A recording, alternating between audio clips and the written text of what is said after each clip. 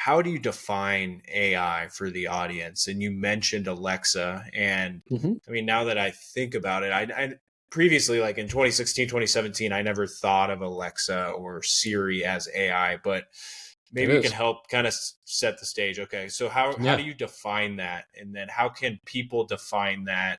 Everyday people or everyday small business owners define that to know what fits into that category. Well, artificial intelligence is a huge umbrella term, and there's a bunch of different pieces that kind of fall underneath it.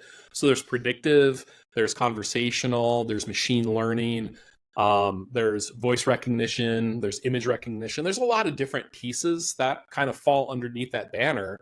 But ultimately, what you should know as a business owner is there are technologies that exist to help streamline or make things more efficient. So, for instance, if you're looking for customers, there are AI tools that actually can help you prospect, find those your target audience, and then even do some outreach to them.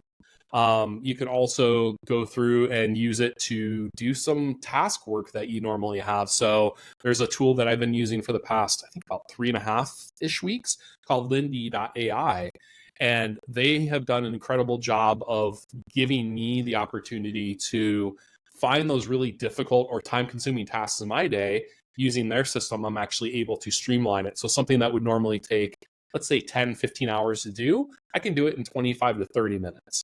And so that could be coming up with a specific part of a strategy, that could be cold outreach and kind of the email sequence. It could be a bunch of different things. But ultimately, my big thing is if you run into a possible opportunity where you can streamline or automate, try it and see if it works. And it probably is not going to work on that first time through, especially if you're relatively new to artificial intelligence or prompting. Prompting being basically spoken or typed words in English language to give the computer direction. So if you're kind of new to it, it might take a little bit of trial and error. But for instance, last year, like I said, my wife and I are public speakers. So last year we were looking for a bunch of marketing conferences to speak at. And it took me about 10, 12 hours to find a bunch of different ones that we can, apply to speak at and blah, blah, blah. Using Lindy. And once I had the prompt set up properly, it basically went out and did the research for me and put all the results into a Google Sheet for me.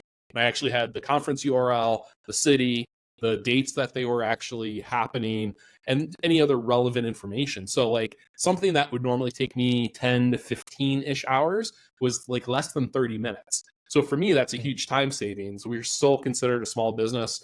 We have a few employees that work with us, but ultimately, we're still a really small team. So we have to kind of act bigger than we really are in some regards. And tools like that actually help me do it because I don't have to spend 60 to 80 hours working on my business. I can spend 20 to 30 to 40 working on my business. So I always look for opportunities to really streamline things and ultimately try to make things as efficient as possible so I can focus on the things that are meaningful.